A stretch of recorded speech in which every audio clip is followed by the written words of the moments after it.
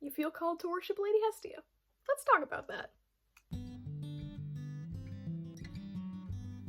Hello friends! How are we doing this week? Welcome back to another episode of Magical Tea Time. This time we are delving into worship, and specifically, worshipping Lady Hestia. The purpose of this video is to kind of give a good informational introduction to Hestia, and hopefully encourage you, if you are interested in worshipping her, to go out and do more research on your own, because obviously I'm not going to be able to cover every single piece of information about her in one singular video. That's just not possible. There's too much information and too much to cover at that point. But hopefully, if you are interested in worshipping her, you will be encouraged to go out and pursue more information on her. Without further ado, let's get into the video and talk about Lady Hestia. So first, let's get into some basics about who she is and what she's about.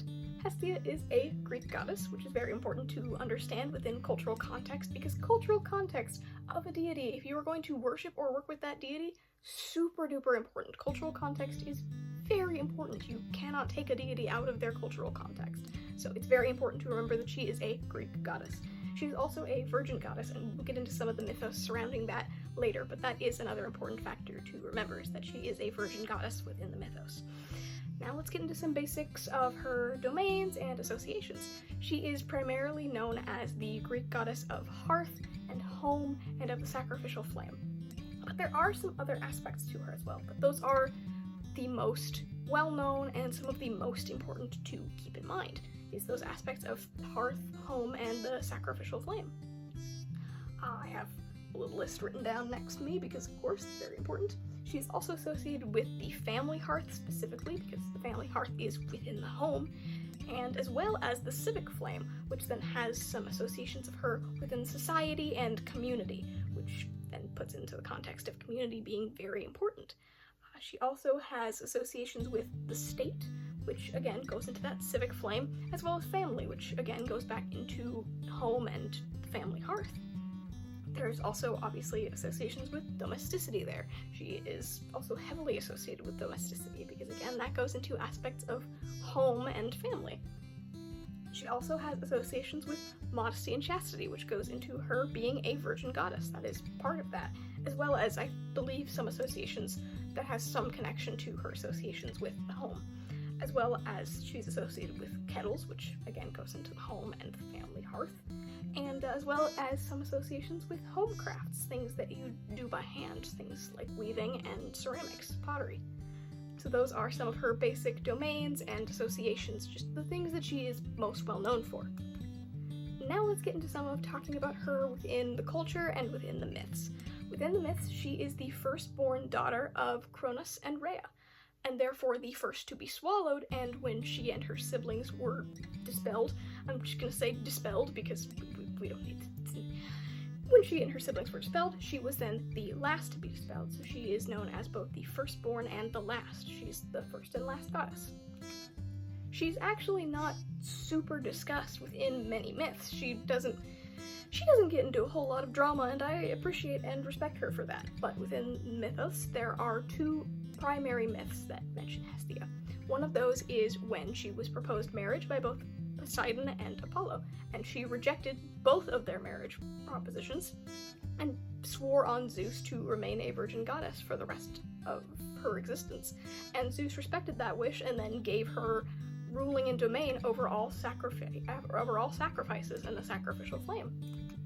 The other myth that she is known in is the myth that is the reason that she is associated with donkeys.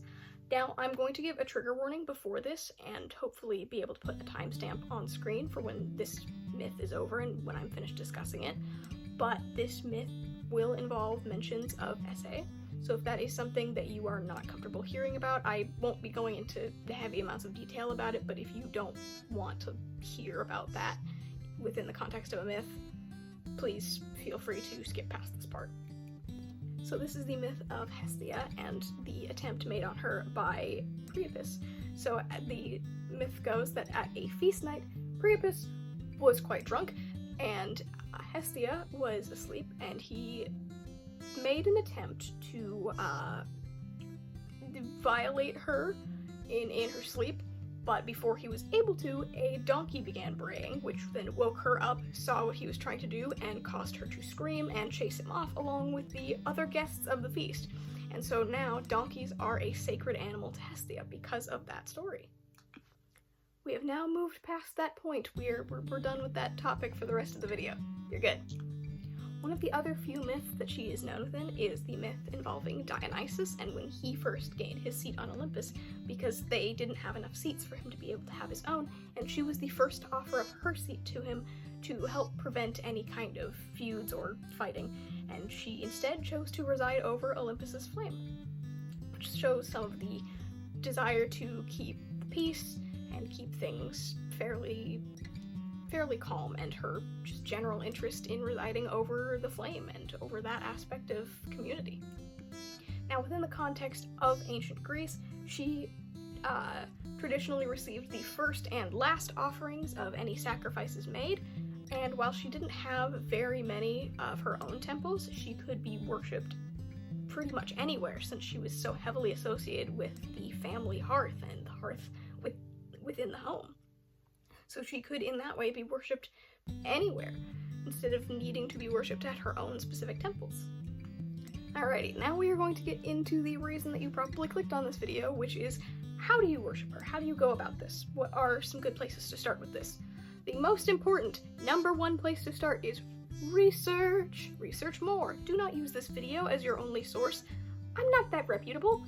I like to think that I know what I'm talking about, and I did do a lot of research for this video, and I will put a lot of those links down below. But do more research beyond this. Research more about her. Research more about Hellenic polytheism. Research more about deity worship in general. Research more about paganism in general if you're not super familiar with it. Do more research.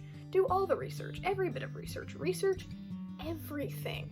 Keep a list of sources. I highly recommend keeping like a Google Doc of resources, or even just like write down the good websites that you know of that work well for you, or write down names of books, then check out and see if your local library has any books. Support your local libraries. Do research.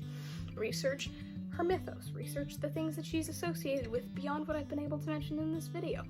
Do so much research. I'm not saying that you have to research every single little bit of everything to be able to worship a deity, but it's very important to do that research. It also shows that deity that you are in fact devoted to them. It can be a great way to act as a devotional act. It's a great thing to do. Research. I cannot stress enough. Research. Alright, optional step 2. Again, optional. You do not have to have an altar. But an optional step 2 can be to decide a place that if you have the space and the capability and can safely have an altar, figure out a nice spot for you to have an altar. Figure out a place to set it up. Figure out what things might go well on her altar. What things do you feel called to put on her altar? Figure out things like that. Maybe you even have a digital altar. Figure out what things you want to contribute in there. Take some time to set that up. If you are in fact sure that you want to go through with worshiping her, figure out a way to set up an altar. A good step 3, find ways to dedicate pieces of your life to her. I personally do things like veiling, and I like to add in devotional acts, and I do things like give offerings. I have my own little altar set up, not here, I am currently at home, so my altar is disassembled and in a different location. But set up find ways to incorporate her into your life and to honor her throughout your daily activities. Speaking of offerings and devotional acts, now behold the very long section of this video where I'm going to go through all of the offerings and devotional acts that I compiled onto this Google Doc. There are more options that you can do, obviously. There are so many ways that you can offer things to deities and devote your time to them, devote activities to them. There are so many ways you can honor deities. There are so many ways that you can offer things to them. Offerings and worship do not come in one shape or size. They come in so many variations, and a lot of that depends on your own relationship with that deity. So this is to give some basic ideas in case you are completely lost on where to start. So let's start with food offerings. You can give food offerings to deities. Bread is a very good option for Hestia specifically because of that association with fire and domesticity in the home. Olive oil, also. That's a very Greek-centered offering. Olive oil. We love that. Incense, if you have the ability to burn things, you don't necessarily have to have the ability to burn things to worship Hestia, or to give offerings to Hestia or any other deity. But incense can be a very good option. Frankincense and myrrh incense, rose incense can all be very, very good. If you find an incense that's specifically associated with any of the plants that she's associated with, such as lavender, that can also be a really good option. But incense can be very, very good. Wine, if you are old enough. Please, I myself am not 21. Don't steal your parents' alcohol to give to a deity as an offering. Wait until you're 21. They'll understand. They get it. But wine, if you are an adult, if you are old enough to purchase. Veiling, as discussed, can be a very good offering because it goes in. She is very often depicted wearing a veil, and it goes into the concepts of modesty that she's associated with. So veiling can be a very, very good way to do a devotional activity, and it can even be something you do daily, or it can be something that you do on a day of the week. Thursdays are Hestia's day. So if you want to just wear a veil on Thursdays, you can do that as well. So that is another good option. An offering of fresh water can also be an option. I try to do that as frequently as possible on my deity's altars. I'm not good about giving offerings every day. You don't have to give offerings every day. It's important that you try at least sometimes, especially if you're gonna ask them for things, or if you want to build a relationship with them. It's good to contribute to that. It's reciprocal relationships. But fresh water can be a very good offering. Candles and lamps. Again, if you have the ability to burn things, candles and lamps can be a very good option, like a little candle, little oil lamp situation. I'm also a big fan of wax melt burners. Those work very well, especially for Hestia, because they kind of look like a little fireplace, depending on the one that you've got. I have a couple that look like little fireplaces. Those are great. And then you can use wax melts that have scents that are associated with things that she's associated with. So wax melt burners can also be a very good and occasionally creative option. Handmade crafts can be a very good option. Things that are woven, things that are sewn.